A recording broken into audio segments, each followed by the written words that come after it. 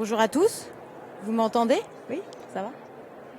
Donc aujourd'hui, je vais vous parler d'une tendance qui s'appelle Made in Locally. C'était une micro-tendance avant, maintenant c'est une tendance qui se généralise et elle va bousculer certains codes.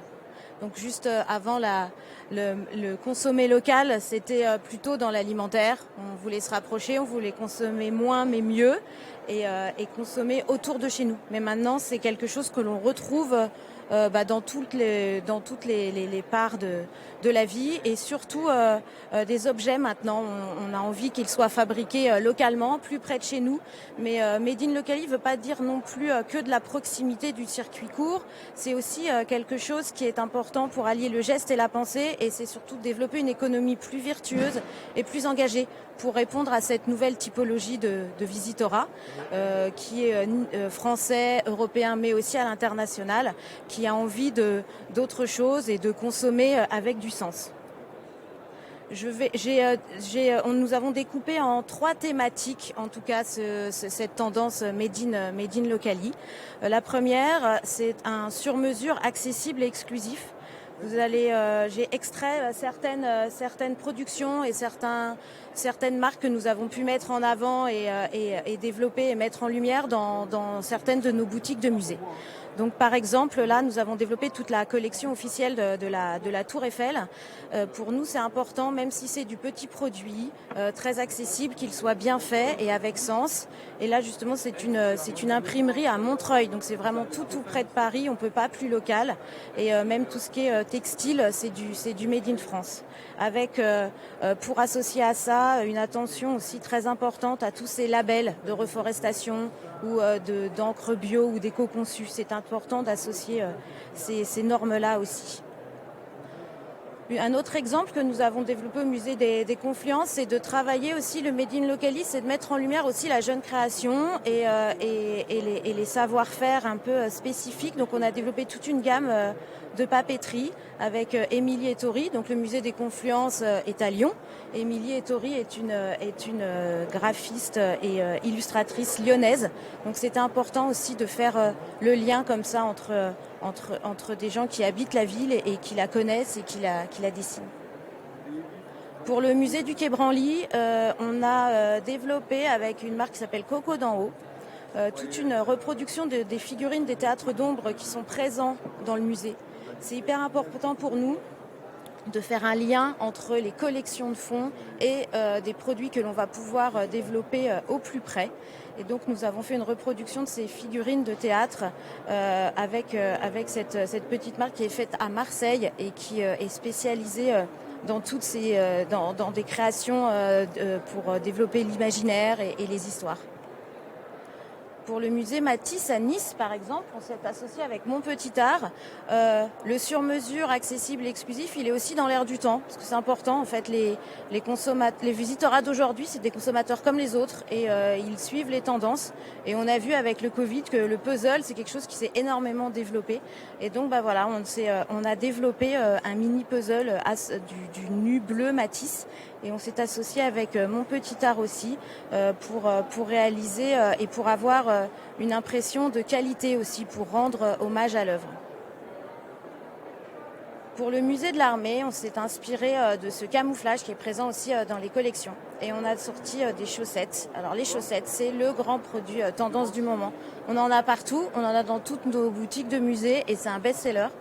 Et nous, on l'a développé, en tout cas cette chaussette-là, on l'a développée avec la maison Brousseau, parce que c'est aussi la mise en lumière des jeunes créateurs, mais aussi des maisons avec une belle histoire.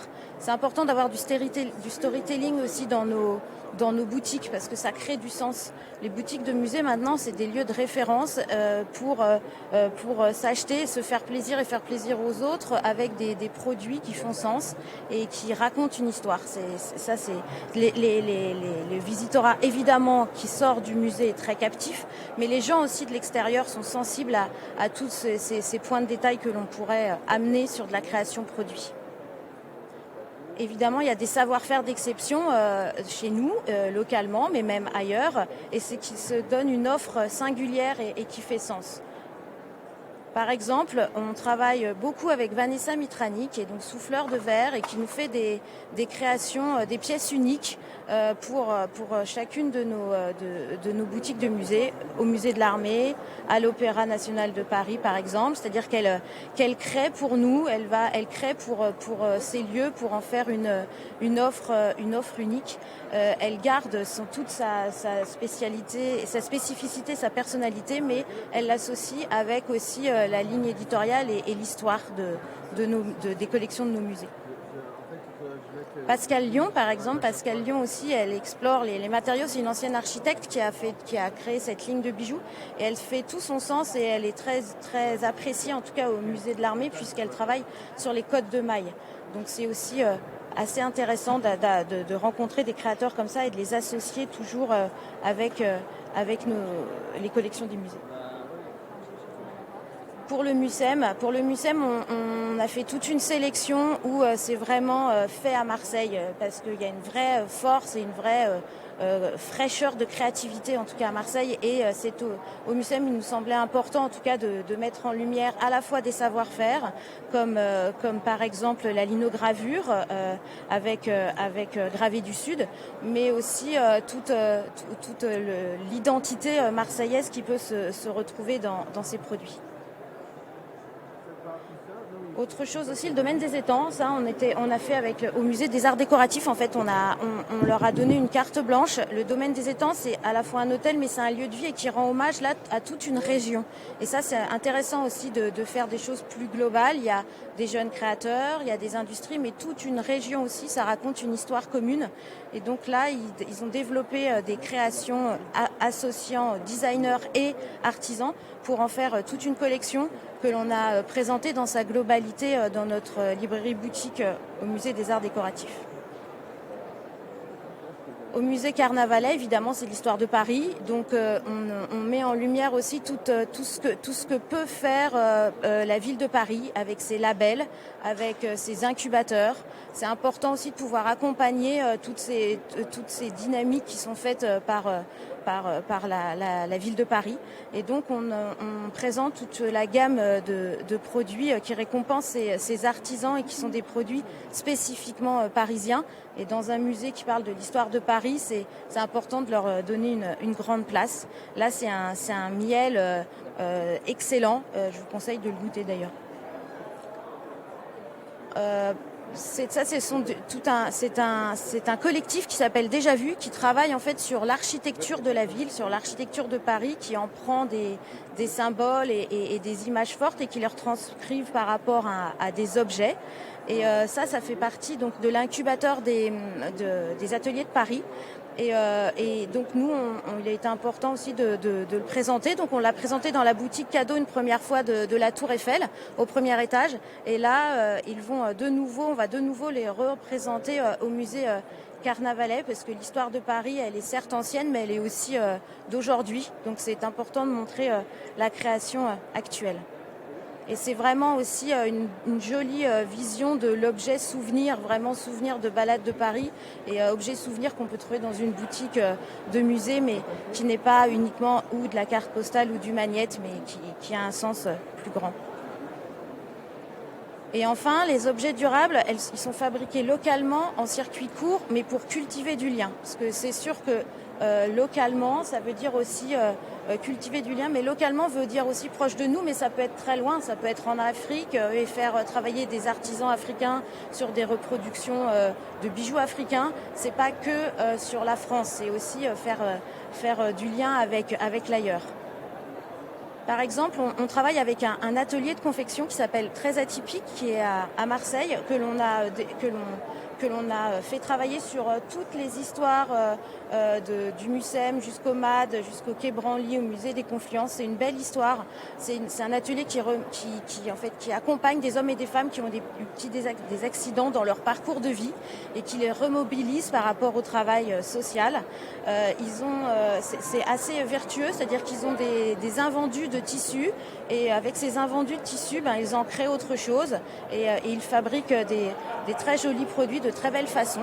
Et donc quand on a rencontré cet atelier, on en est tombé on est tombé amoureux et on s'est dit on va développer une collection pour chacune de nos musées qui répondent évidemment au code. Elles sont toutes différentes, mais ça nous paraissait aussi important de pouvoir l'exprimer sous plein de façons différentes et d'expliquer ça aussi aux visiteurs et à nos clients pour sensibiliser aussi et ça donne un produit d'autant plus intéressant. Ça va dans le moins mais mieux, dans le mieux fait et aussi si on doit choisir de s'acheter une trousse ou autre chose, autant acheter celle-ci que quelque chose qui a été confectionné en série et en grande et que l'on pourra retrouver partout.